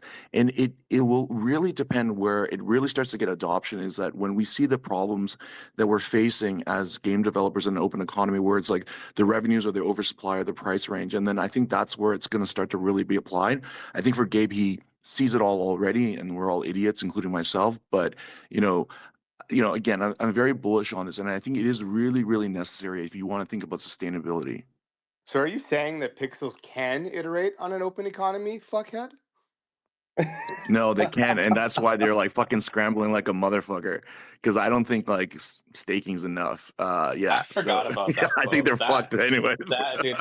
That was an all-time quote. I completely forgot about that quote, but I'm so happy that we were just reminded of that. You That's gutless. still very true. Hold on to your helmets, because Avalanche is the king of gaming chains and the official chain of Gamify. Excuse me. Join us for a shivering shootout and try Shatterline. And off the grid, 2 of the hottest games on the coolest chain. They're conquering the cold with the cutting edge technology and community that's as frosty as it is fierce. So bundle up and bring your A game and craft your very own L1 to service all your blockchain gaming needs. And giddy up, gamers, get ready to gallop into the Game 7 nation. They've signed over 150 games, have 30 million wallets ready to rumble with their mega MetaMask partnership. Come and join the digital nation and get your citizenship so you can level up your life. Thanks to Game 7 for being the official infrastructure of Gamified. And of course, Star Atlas isn't just about spaceships and lasers. It's about building a community, a galactic civilization where players write the rules. So if you're ready to trade your boring Earth life for a cosmic adventure, join Star Atlas fleet today and hop into the Discord to grab a game key. Thank you for being the official game of Gamified, you gutless wanks out there in the audience are got to get ready for this next topic, because we're talking about Ubisoft again. Big deal, little deal, no deal. Their latest Web3 game is coming to Immutable. They're building a TCG with Might and Magic intellectual property. Not everyone has heard of Might and Magic, to my chagrin, but in the 90s and early 2000s, it was quite popular. Robbie Ferguson, CEO at Immutable, of course, was pretty hyped, saying this is the biggest thing they've done with Ubisoft since they partnered with them 2 years ago. But the thing is, the IP was just never a TCG to begin with, and this is receiving some mixed feelings.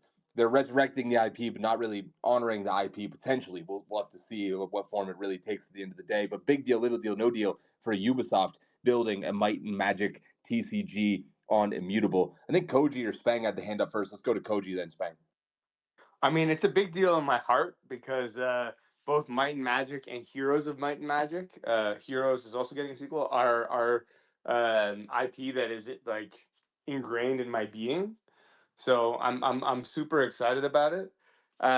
Overall, it's somewhere between you know what, I'm gonna say a little deal because we've heard rumblings of things like this happening in the past. Hopefully, one of the big boy studios actually like fully embraces the Web3 space, and it will be a big deal.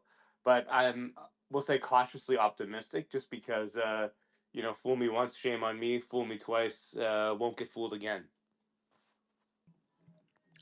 Let's hope they don't fool us too many times with this one. Spang, over to you. Yeah, I think this is really interesting for a few reasons. I've never actually played the Might and Magic games. The only reason I know about Might and Magic is from this hilarious YouTube channel who does some of the funniest reviews, although they're a little edgy. His name's Seth Teen Talk, and he reviews games from the olden days, like back when basically everyone on this panel was gaming full time. And I think it's a really interesting approach to go after an old IP like this, because it kind of hits that nice middle ground of pulling in people who may not necessarily be full-time gamers anymore or have stepped away from the grind, as it were, and gives them an opportunity to play something on their phones without the worry that they're already entrenched in any certain kind of ways of interacting with games. And that opens up a lot of really interesting opportunities for what you can do with that game. And I think that an IPs and card games I am a huge fan of, because I am one of the last living fans of Elder Scrolls Legends, which was the failed Elder Scrolls card game that I played the absolute shit out of. And I loved it because it had all of the lore. It had all of the characters that you couldn't talk about in the mainline games, or weren't worth putting into a reference to. And from what I understand about the Might and Magic universe, it's insane. The lore is crazy. There's like aliens and robots and might and magic and all of that good stuff. So I think I think was it big deal, little deal, no deal, or I think it's a big deal, and I'm bullish, and it's delightful. Just to cover my bases. All right, let's go over to Jerry. Jerry, big deal, little deal, no deal. Ubisoft letting Immutable get their hands on Might and Magic and then turning it into a TCG. Yeah, I mean, I don't know, dude. Like, I guess a little deal. Um, I, maybe I'm just not the guy. I don't even know what Might and Magic really even is, other than like hearing the name like throughout my childhood. So like, yeah, I don't know, dude. It's just like very corporate speak of having to be like, this is the biggest thing we've ever done, and this is gonna change the world. It's like, how many times do we all hear that shit all the time, and it just like never happens. So I hope it does. And I think Immutable, picked up a lot of learnings from like launching Raven Quest, and I think they've actually been doing the road work and trying to you know be a meaningful partner to some of these games. So I think that's good. But like at the end of the day, man, like Ubisoft is, we don't know which office it is. At any point the Paris office might just fucking strike, for 2 weeks and then come back in after not negotiating and then go on strike again. Like these guys are just, Ubisoft is like not what it was when Might and Magic probably mattered. So I think like I don't know, it's a little deal, and something about my hero George Bush and a quote about fooling me twice. Shout out to George W. Bush. We had no idea how good we had him back then. Let's go to Tony V. Yeah, I that was dark, Sherry. I think that I think it's a big deal. I keep anytime an entrenched player makes a shot on goal in Web3, I think it's a big deal, especially if they're going to be putting vocal effort behind it. And it's a hit driven business, so I think the more shots on goal we have from serious actors in the space, the better off we're going to be. And I don't think that there's I think there's a low likelihood that like Ubisoft is just going to dissolve before they have a chance to do something with this. And Might and Magic is a long and beloved franchise with them, so I feel like it's going to make it to market, and that makes me excited because I also love I'm an old man. I love the IP. I was playing Might and Magic on green screens, back in the day. And so yeah, I think it's a big deal. Tyrus from Immutable giving me some heads up as well. Might and Magic Fates will launch on Ubisoft Connect, which has 140 million monthly active users. He also says this isn't the only Might and Magic game being launched either. Part of the broader plan to revive the IP. There's a YouTube link in the comments there. Let's go over to Kevin Lambert next. Big deal, little deal, no deal here. Medium deal. Can I pick that? I guess I have to. Yeah. If it's I can pick medium deal. I'm gonna pick medium deal, because it all depends on the gameplay. We have and there wasn't. I haven't seen it. I looked for that. The video didn't show much. I think there may be some screenshots floating around, but you can't tell enough from that. So there have been, another freaking card game. What's up with that?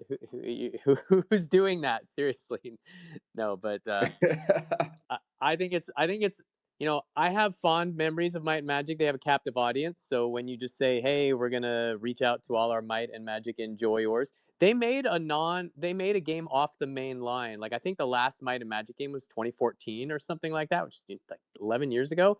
But they made that Might of Magic Clash of Heroes, which is a fun little puzzle game. Like I enjoyed that game, and it was just swords and sorcery and a fun game, right? So I think it all comes down to how good the game is. If the game is amazing, it will rock and they will have immediate reach right out of the gate.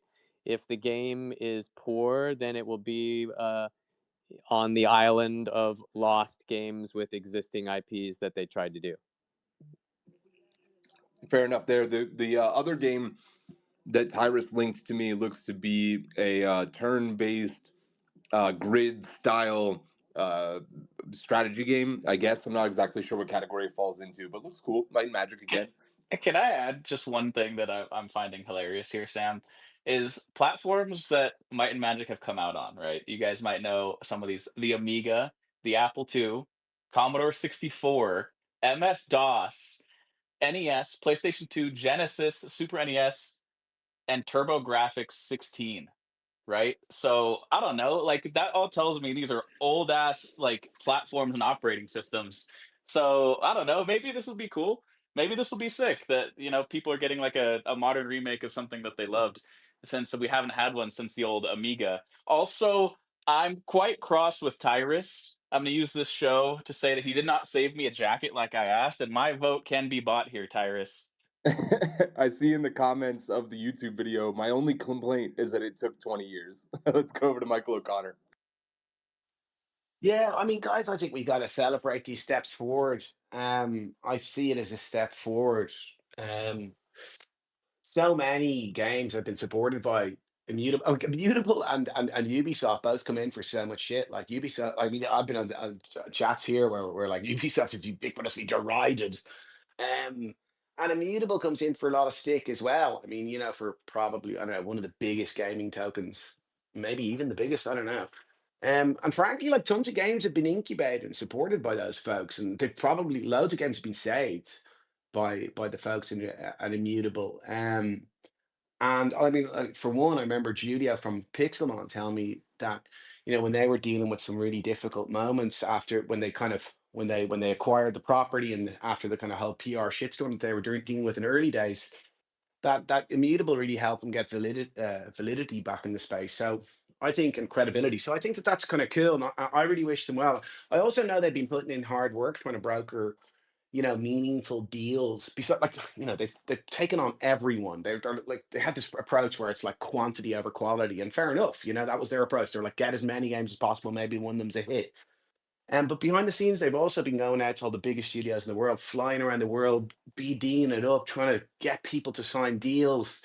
And I think that them getting Ubisoft on board here is a good step forward. And I don't think it's just about this. Like this, the way that these studios, like a studio like Ubisoft, doesn't think about it like, oh well, that's Might and Magic. That's the be all and end all. This is the tester.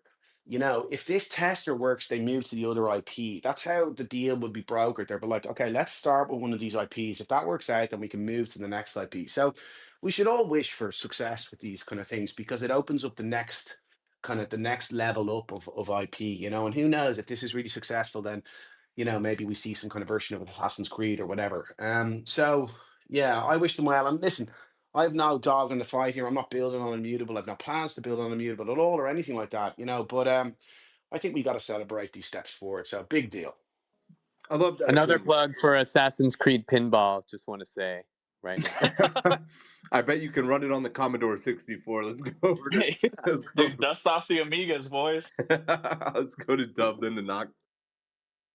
Yeah, I hate every point that Jerry has brought forward, especially as an honorary Frenchman. How dare you attack their workplace culture and efficiency? Even if they have a strike, they work 3 times as harder as anyone else in the world and just get shit done. And What? no, What don't even, no. Fuck you, Jerry. It's unbelievable these stereotypes you're taking. It's a big deal because Ubisoft is backed up against a corner at this point. I mean, we've seen everything that they've done in Web3 from the 2 to however many titles they've done so far without major success, and they need a win. And a TCG is an easy layup. It's what can be done quickly and in a good complete loop where Web3 makes sense. And partnering up with someone else who's desperate for wins, being Immutable, is just great. I see 2 giant bears in a corner that are trying to get out and be successful, and they're going to do it together. And I'm stoked on that. I think the product's going to be good. I'm looking forward to seeing how it rolls out. Knock with the last word. Yeah, I mean, I think that there are 2 ways to look at this, right? The first is this is a big deal. It's another massive studio bringing more IP into Web3. The other is Ubisoft is kind of acting like Oprah right now, and everybody gets a little piece of IP. You know, there's a Web2 sale Right. going on, and there's a conversation with EA, and there are 2 or 3 implementations in Web3 today. And, you know, some of it has been really good, some of it has been not so good. I think they're a team who, to Dub's point, clearly is doing this out of a need for necessity, and that doesn't mean it's from a position of weakness necessarily. Like, it seems like they want this to work. They want to dump resources into Web3. They're trying to find an avenue that makes sense. So I'm super bullish on that.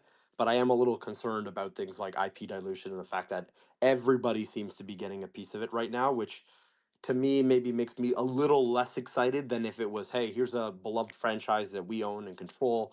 We want to take it here because we want to experiment. I think that story is a little weaker when you're selling off IP in the Web2 space. Yeah, thank you, Knock. I feel like I'm in the upside. That's all they have left. What are we talking about here? They have nothing else left because they just sold it to fucking Tencent, right? So yeah, I mean, it's cool that they're trying to. It's like this or fucking Rayman, you know. That's all we got. So you know, they just went through a liquidity event because they needed the money and the cash infusion. So you know, I don't know why I get the optimism, and I've gone full circle. And I tried to be optimistic earlier, and I'm now just being my cynical self. But like, that's all they got, you know, and they're clearly hurting. So I think the future of intellectual property is going to be 2 distinct categories. We're going to see the people that gate it very closely, keep it internal, and only release things every few years as they know its quality. And then everybody that allows people to kind of do whatever they want with it if the price is right. And we're seeing that be chipped away at over time. Sinjin put the hand up. I know he was fighting for his life trying to get back on the panel. I think he had some Twitter issues, so I'll let him go after the bell. Yeah, sorry. I think it's a dumbass whatever take on what they're doing. It's like just fucking stupid. You know, like the Might and Magic, like whatever IP is like fucking ancient, like when I was a fucking kid. And like it's not like with everybody because like you were either like a Ultima guy or something like this. And so like it was, you know, it's just fucking like I have no idea what they're like their expectations on this, but like, you know, Ubisoft obviously they're like really pushing like their new IP business like kind of division and they're kind of getting it out there, but I don't see this going fucking anywhere. Interesting to hear from the Titan of Taboo. All right, Chatter Chump Inhuman is calling us LARPs if we aren't playing Cambria. His tweet read, start asking quote-unquote Web3 gaming KOLs how much XP they have in Cambria right now. The market is down. Nothing else is going on but a $1.2 million prize pool on Cambria. No excuse to not be playing the current #1 game in Web3, you can easily tell who the real gamers are. So, do you think we have to play every trendy Web3 game to be a Web3 gamer, or how do you define it? And is Inhuman a Chad or a Chump? Some quick hands on this one. I'm going to Koji first. I'm gonna be careful what I say here, but all I'll say is at one point, Inhuman was like, Parallel's the greatest fucking thing ever, and then we were the hugest scam in the world, and then it was, Gunzilla is like the savior of the world, and then it was Guns is like the biggest pile of shit that you could possibly imagine, although the game's still good or whatever. And now it's this like, and I'm not pointing a finger at him or her. I don't know. Like, what I would say is this is like Web3 in a nutshell, man. The bandwagons are large and there's room for everybody in Web3, and so this is just how she goes, and let the hype cycle continue. If it wasn't this, it was big or it was whatever, people are just gonna talk their shit, pump their bags until it doesn't work out for them. Then they're gonna call us all scams, and then they're gonna move on to the next thing. So whatever. You got everyone on this panel, Chad, fucking anyone who has the same takes as this guy, Chump. All right, let's go to Jerry. Jerry, do you agree? Yeah, I mean, I feel like I have the same take as Koji. It's like there's kind of a Chump take, right? Because it's just like if you don't like whatever I like, then you're a chump, Like I'm a chump in Dub's eyes because I made fun of French work culture. It's like Sam. It's like what's stopping Sam from being like, you guys are chumps from not listening to Gamified, you fucking lames. It's like I feel like the bandwagons are large and there's room for everybody, but they're fucking made of straw, and they hit like one slight gust of wind and then they fall apart. So it's like, yeah, I don't know. Web3 is amazing because this is just a place of like what I like is amazing, and then the moment I don't like it, it's a scam. And if you don't like it, then you suck. Like, dude, what's to stop any game from just like that should be instead of tier lists, every game should just tweet if you're not playing Gigaverse, you're a chump. If you're not playing 77-bit, you're a chump. And hey, I'm a chump, dude. I actually don't even really like Cambria, so the chief chump here. Yeah, if you're not playing Ori in the Blind Forest, you're a chump, Jerry. Okay. Fantastic game. Let's go to Dub, and then I'm tagging in Knock, who basically plays off-chain Cambria. Yeah, man, watching this guy rage out is just like been my TV that I watch for the last 2 years. It's been fucking great. Keep crashing out on the timeline, buddy. And like, no one's gonna fucking tell me that I'm not a Web3 gamer. Like that is absurd. Like I have yet to even play Cambria. I don't know how to install it. I don't know if it's a browser based. I don't follow the account. It's just a game that's not on my list of things I'm not playing, and like that's okay. Like we're getting to this point where it's like, hey, Dub's a washed out FPS guy, so he plays TCGs. And like that's fine. I'm a Web3 gamer because of that. Still, like fuck off. It doesn't mean that I need to be chasing every top leaderboard money making opportunity and jump from Ponzi to Ponzi to Ponzi. I'm playing Dungeons of Fortune by myself, and I'm the last one playing it, and that's how it's going to be. So you fuck off, and you're a chump.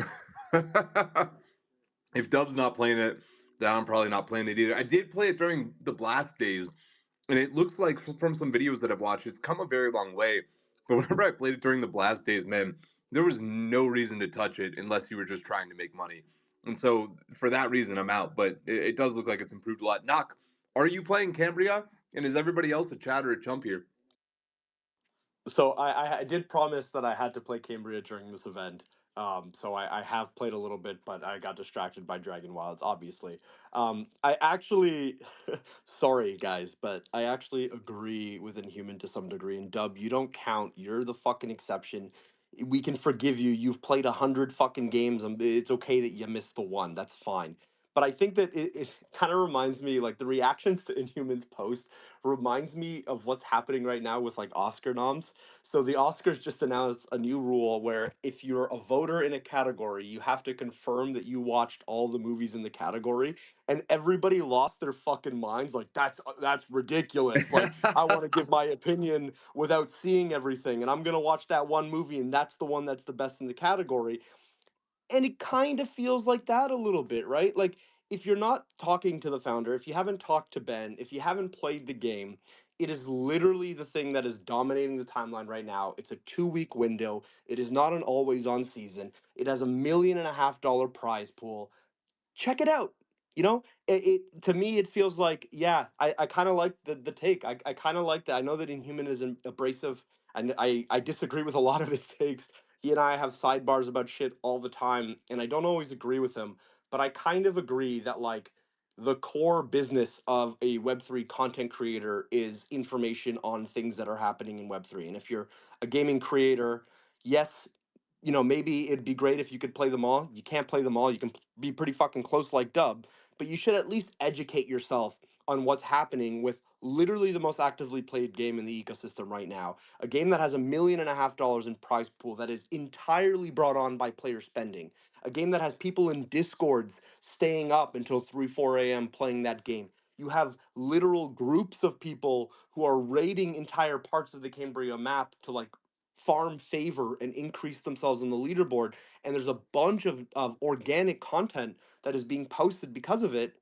You should be aware of what's going on. I think people are more upset about who said this than what was said. Dude, that Oscars thing is fucking wild. That's For the hilarious. record, I am definitely more upset about who said it than what was said. I think people should play this game, but you know. Yeah, I don't know, man. I like Ben, and I you know, for the most part, like Inhuman, but I just, you know, that's just you can't play everything in the world, man. You know, people got jobs and shit. You got space at the host, and like, I think, listen, I think the spirit of what Inhuman posted is not you should play every game. I think that's being a little disingenuous. The spirit of what Inhuman posted is it is the hottest thing that is happening in a relatively quiet market, and it's generated 7 figures of prize pool that will be distributed back to players when almost nothing else is going on. You should be paying attention. I think that's the spirit of what he said. Not if you're not playing every fucking game, you're a loser. all right, well, he's not. So Knock is not Chad or Chump. He's just a Chump enabler here. Knox taking Inhuman side. Will Spangler, are you? Yeah, I don't know. I mean, what I think is the really interesting question is what is a Web3 gamer? Because if a Web3 gamer is someone who's gone around looking for every buck that they can pull out of their gaming experience and looking to make their gaming time as profitable as possible, absolutely, it's got a what was it, $1.5 million prize pool. Definitely go check that out if that's why you're here. But I think a lot of people aren't here for that specifically. They're here for something more. Okay, Nock's not here for anything more. Nock is just here to make money. But I think I don't know. I personally haven't played the game too much, so I am purely not the person to be talking on this subject. I'm just going off what I was reading and what I saw from the tweet interactions. And it Spang, seems can you rephrase what you said instead of saying I haven't played the game much? Just say I am also a chump. loot chump. Okay, there we go. Yeah, if that makes you happy, I'm a chump. But all of the sentiment around the excitement in the particular Twitter threads that I read happened to be around the prize pool and making money there, and then people just posting stat boards. And if that's what you're into, if you're into stat boards and a potential for a prize pool, and that's all you need, great, go play it. But for I think a lot of people, myself included, that's not enough to get me over the line. And does that make me not a real Web3 gamer? Sure. Okay, well then let's figure out where that interest lies, because there's probably a lot more people who lie outside of that interest. I think you should play it if that's your kind of thing, but for a lot of people it isn't. So yeah, I'll say I'm a chump, and I like being a chump. It's fun. He likes being a chump. Let's see if Kevin Lambert does too. I mean, can you not respect the hustle? You know, someone's got bags and you need to bring in fresh meat, right? Who else is going to buy your bags? No, I'm just kidding. Um, uh, um, I love the call out to Ori and the Blind Forest, by the way. Thank you for that, Sam, having worked on that game. That was awesome. Well, no, he's never played it. I'm the one playing it. Jerry, you don't know my life. You don't know me, bro. Whoops, I fat fingered mute everybody. I'm sorry, Kevin. Go ahead. Sorry about that. Everybody in Web3 has some kind of, I don't know if I want to call it obligation, but everyone in Web3 gaming, with how little products there are, has some kind of obligation to either watch or play anything that is exciting, right? I don't know that I subscribe to, if you don't have huge bags, you're not a real KOL. But, I think that most people should like take time to understand what's out there and in the competitive space, right? I played a little bit of Cambria, but then I'm like, okay, got it. And I would even enjoy watching more of it just because it's kind of interesting to watch, right? But as it's not necessarily the kind of game that I personally enjoy, like I wouldn't go very deep into that as a Chad player. As a Vinny might be a different story. But I don't know. So saying all KOLs have to play this, otherwise, who are they even? I think if you don't have any knowledge of it whatsoever, it's good to get that knowledge. You should know what other games are doing and what's out there, so that when people ask you about it, you can be like, yeah, I like this, but I didn't like this, and have those conversations, and we can level up the space together. But I don't know, saying you're nobody unless you have bags, question.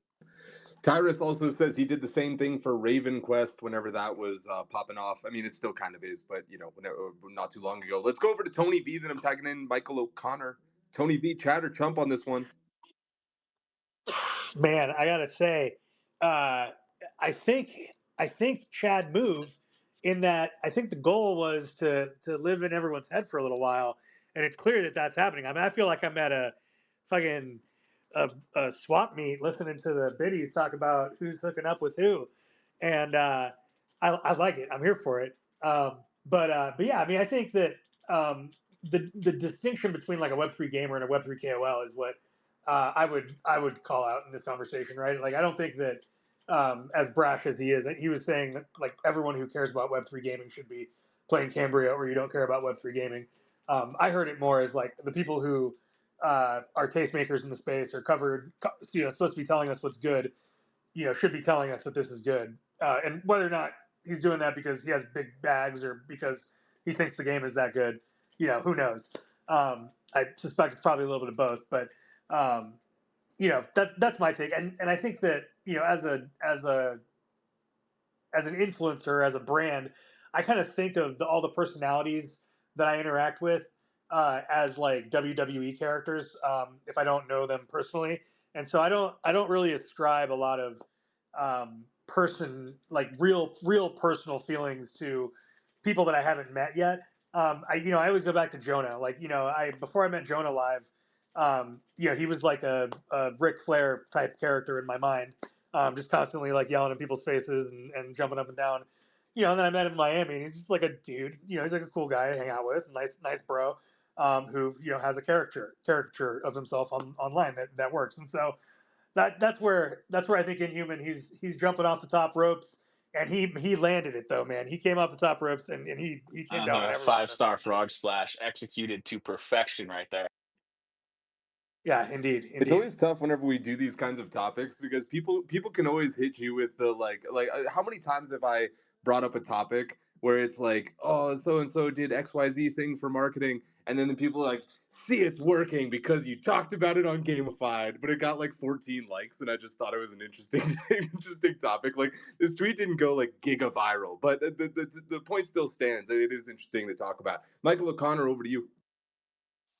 Yeah, that's kind of a little bit what I was thinking as well. I was kind of thinking like, wow, here we go, like newsflash, like faceless JPEG person has said a hyperbolic statement about something that he's got some vested interest in. Great. Yeah, man. I live with that shit all the time. You know what I mean? Like all the builders in this panel too, like full of DMs about that, whether you're a hero or villain, depending on what you do or what happens with some macroeconomic decision. Yeah, I just don't read into it. Like whether it's whether anyone is a gamer or not, everyone can play games the way that they want to play, and you know It just doesn't even factor into the way I think about how to play games or what kind of identity people have. But it's just part of the this mad game that we actually play with social media, and he's playing it his way. The cycle continues. Sinjin and then Danak. Yeah, this panel is fucking hilarious. You guys are like butthurt or something like that. This Inhuman guy, I like this guy, man. I think he's totally a fucking Chad. And I think like what Nock was saying, like in the spirit of it, actually, I think it was a really positive post. I think it's like kind of like he's calling out like, hey, like, can you really call yourself a Web3 gamer when there's this massive opportunity here and it seems to be working? And I think that's the spirit of what he's like calling out, not like that you're not a Web3 gamer if you're not playing this, but like, hey, like, are you a Web3 gamer? Like, if you're not into this game right now, because there seems to be an opportunity here, and that's what they're all looking for. These Web3 gamers are like opportunities. And then on the point that I think it was like Nog or who had made it was about like, yeah, you have to like play these games. Like, I'm always like really astounded when I talk to like other founders. I'm like, you know, like this thing in Axie with this and this and this, and they're like, oh, well, I've never played Axie. I'm like, what? You've never played Axie? Like, I fucking bred fucking Axies for like 2 weeks straight, literally waiting for fucking shit to hatch, just so I could like really fucking get visceral and figure that out. When it was before, like, I don't know, it was like probably fucking May 2021 or whatever like that. I think if something like Cambria happens, and I haven't played because I've looked at it, but I've really devoured all the material that's online on it.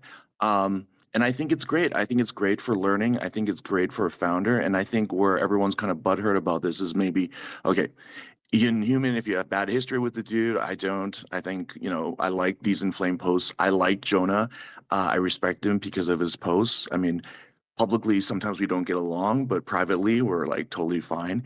But like, yeah, I mean, I think he's making a call out for opportunity. And like, if it's about your identity and like am I really like a Web3 gamer or whatever like that, like fuck man, like if you're a gamer, you're a fucking gamer and you know it. And if you're a Web3 gamer and you're like a mercenary extractive player, like fuck those players anyways, right? Like at the end of the day, like for your game, do you want a Web3 player, or do you want like a parallel player, do you want like a Project O player, right? Or you want a Meiji player? Like you just want someone who really loves your game. So guys, just relax on this guy, like I think he's doing like God's work here in crypto.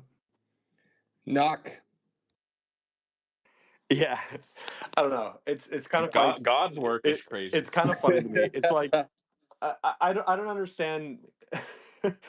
This shouldn't be a hot take, guys. Like this should not be a hot take. It's like breaking news. People who talk about thing all the time should probably learn about the things that are happening in the thing that they talk about. It's like when somebody who's shilling you tokens has never bridged a token, or they don't know the difference between off-chain and on-chain token, or they can't fucking describe what a decentralized exchange is versus a centralized exchange, or the different NFT standards. Like, you talk about this, you shill this shit to people, you should have some idea of what is happening within the ecosystem. That doesn't mean you need to be playing every other game, but the point stands. The actual tweet is nothing else is going on. Market's down, nothing else is going on. $1.2 million in prize pool in Cambria.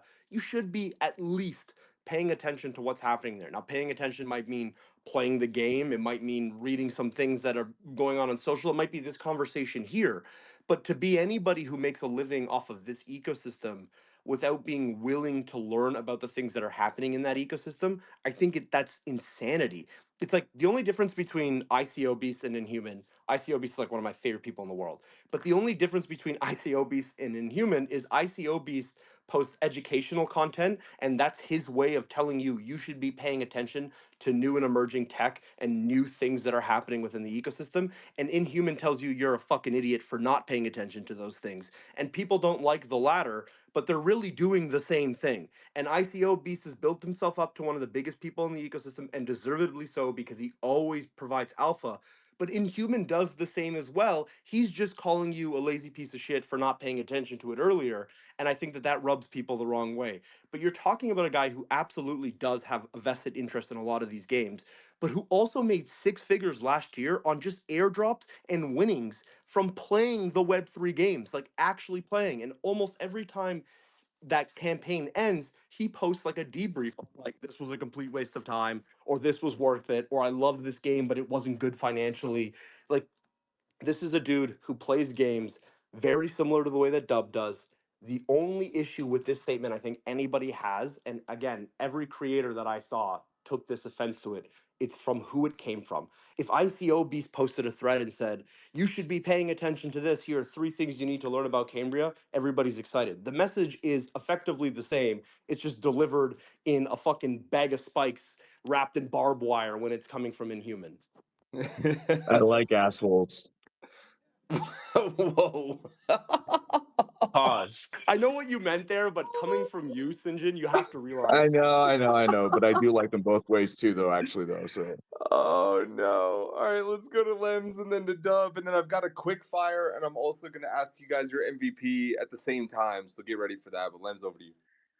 Man, how am I supposed to come in after like assholes?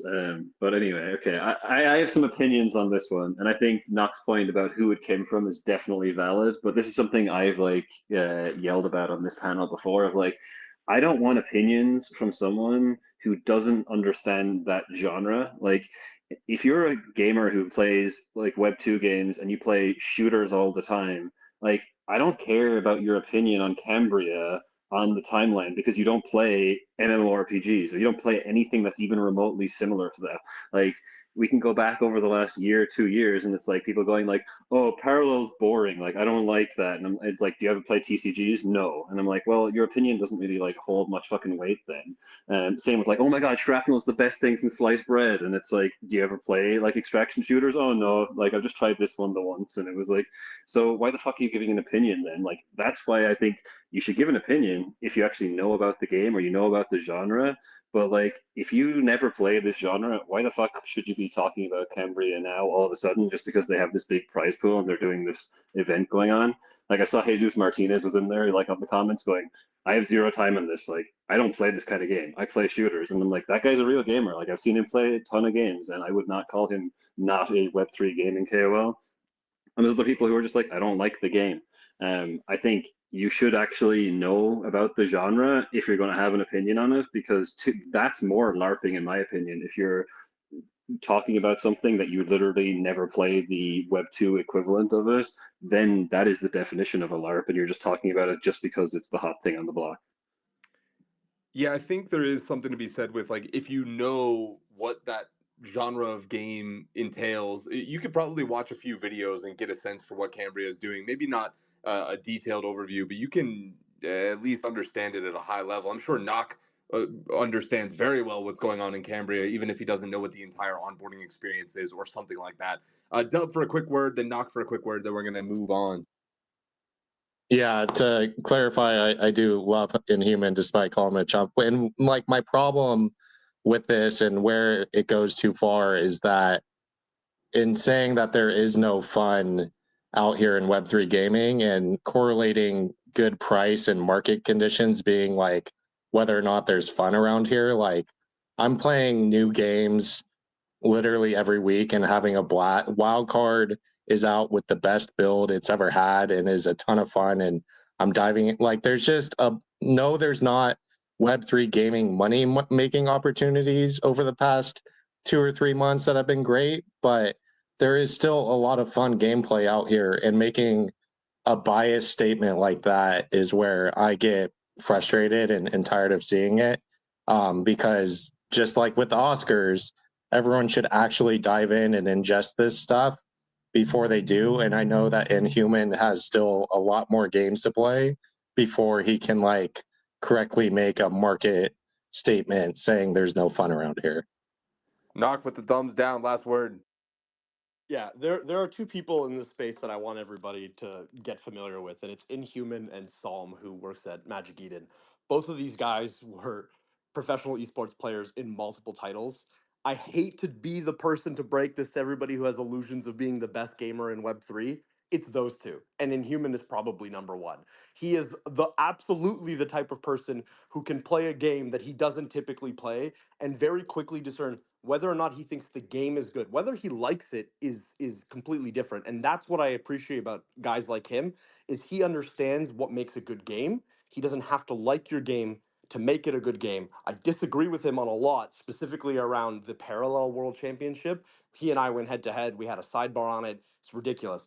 But this thing about Web3 gamers is like, oh, if you haven't played 100 hours, Inhuman's played 1,000 hours of every fucking genre that's ever existed ever because he's a professional gamer, like an actual professional esports athlete. So if somebody's saying something, like I would carry some weight in Well, what guys like him let's say. not say athlete though. Let's not say. I agree with what you're saying. I'm Let's saying the not say theme, athlete. yeah. But like he is somebody who can very quickly discern whether or not something is good.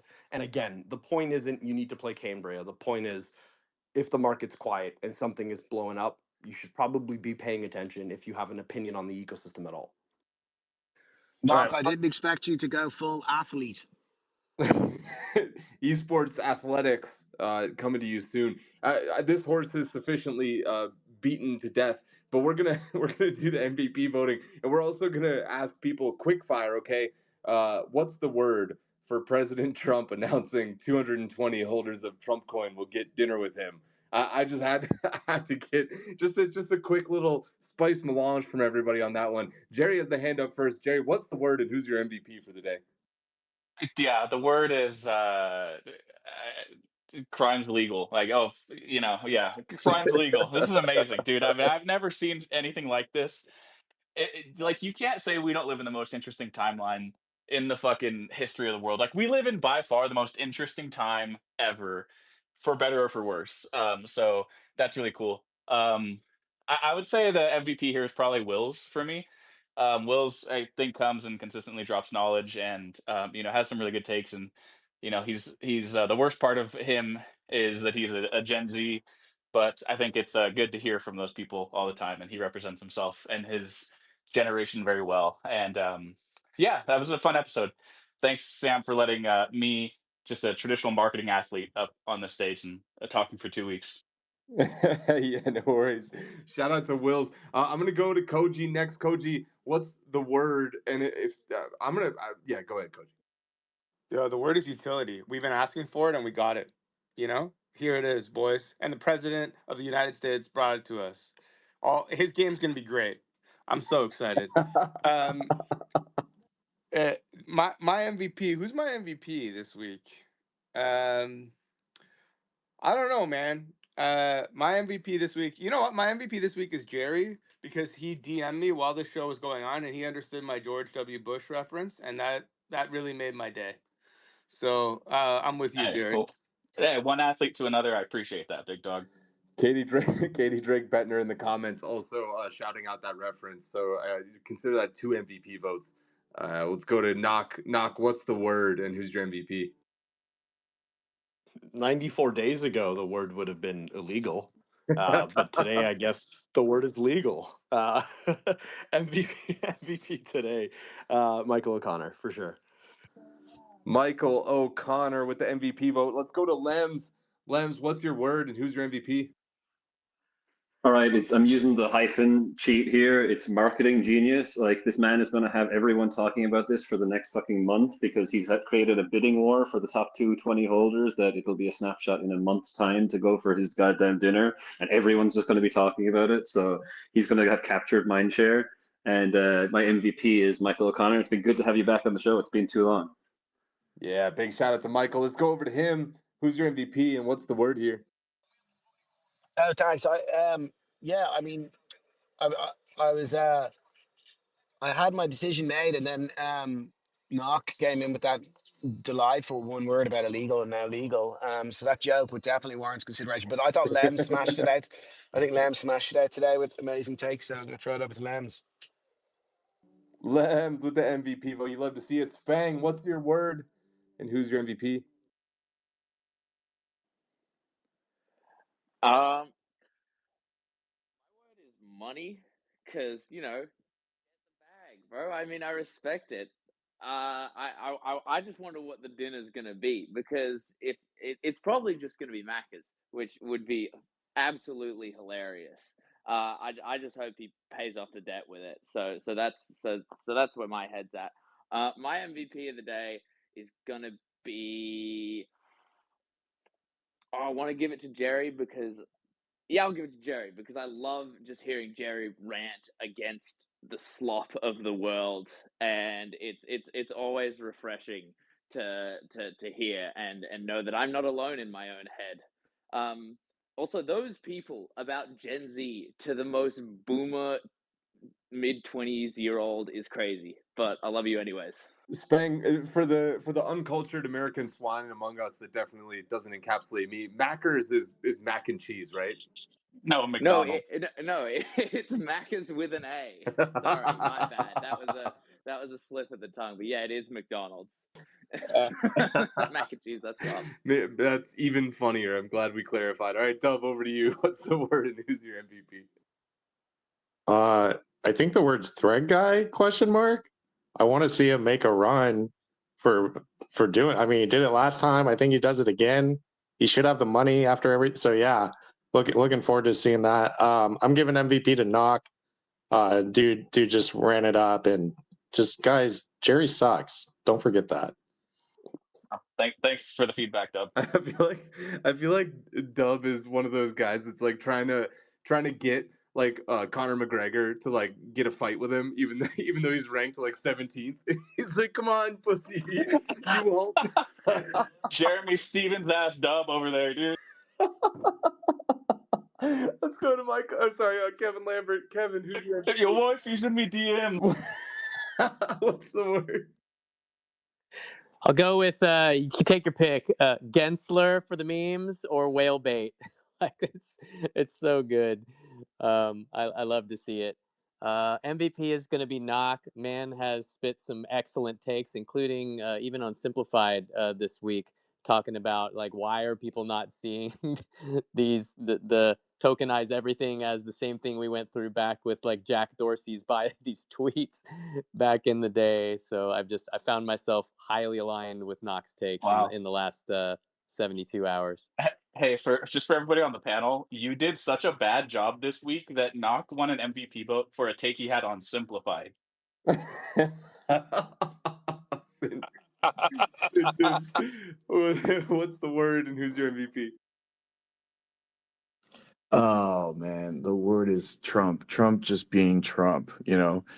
You take the good and the bad and the really fucking bad with Trump. But the MVP is Knock, you know, like I usually I hate agreeing with Knock. But I thought I was in a fucking twilight zone. I think I agreed with like 95% of what he said today. I think he, what's great thing about Knock is that he's really not only is he consistent, but he's always very neutral. Like he's not that's not the right word, but impartial. Like he looks at it and he takes it as it is, and I think that's always good. Like this level that Knock has in terms of being always professional, I really do appreciate that. And if anyone's wondering off the panel or whatever, that yeah, me and Knock were actually good friends, but it doesn't seem like that because I always want to fuck him up on this panel. Tony V with the last MVP vote. And what's the word for Trump's special dinner for his holders? Yeah, I mean, same thing. It's crime season, man. We're in the weirdest audit in the most exciting timeline. Who knows if it's the best, but there's crazy shit happening every day. And yeah, I got to go to Knock. Knock is a real Chad, and he's the MVP for this. And by the way, I not downloaded, but I started playing Cambria while we were all sitting here talking. And I'm not gonna lie, it's pretty fucking fun. Like I'm probably gonna do this for the next several hours. I'm gonna go eat some Korean barbecue tonight, come home, tuck myself in, and just fucking mine ore for the next 12 hours. Tight.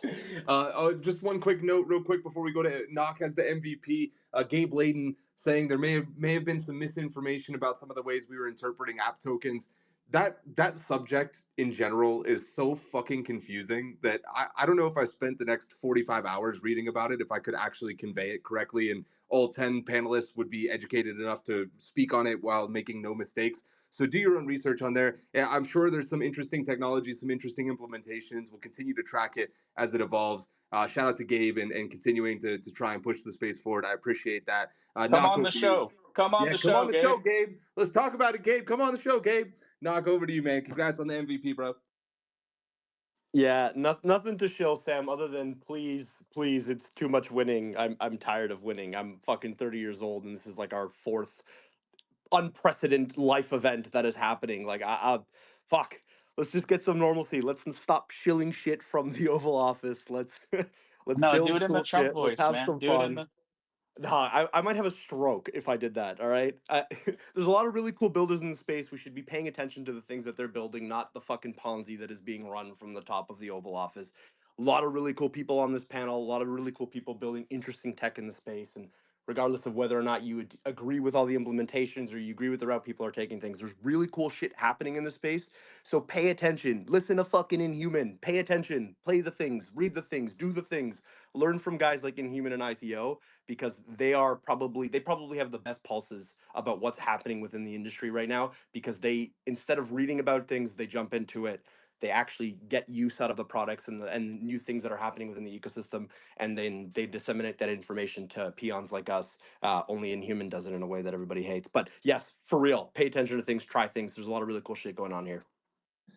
I don't know, man. Paying $400,000 for a dinner sounds like pretty peak crypto to me. Avalanche, though, is the official chain of Gamified, and it's more than just a blockchain. It's a winter wonderland of innovation with a $100 million AI fund and partnerships with gaming giants like Gunzilla Games, T1 Esports, and Solo Leveling. Avalanche is breaking the ice and setting the standard for the future of Web3 gaming. So whether you're a seasoned pro or curious newbie, come explore the Avalanche possibilities and discover a world where the snow never melts and the fun never stops. And I'm calling all cosmic crusaders and spacefaring scoundrels because Star Atlas is about to ignite the gaming galaxy with its pulse-pounding space races where velocity and valor are your keys to victory. Master the maneuvers of magnificent spaceships, mine marvelous minerals, and build an empire that spans the stars. Join the Discord, get a game key, and play the preseason to prepare for a year of stellar surprises in 2025. And get ready to rumble with the gaming gatekeepers who are flipping the script and giving the power back to the players. They're the ones that are empowering digital players to take control of their digital destinies, to power and build their own societies, and to shape the future of gaming. So grab your gamepads and get ready to conquer the next era of gaming with Game 7,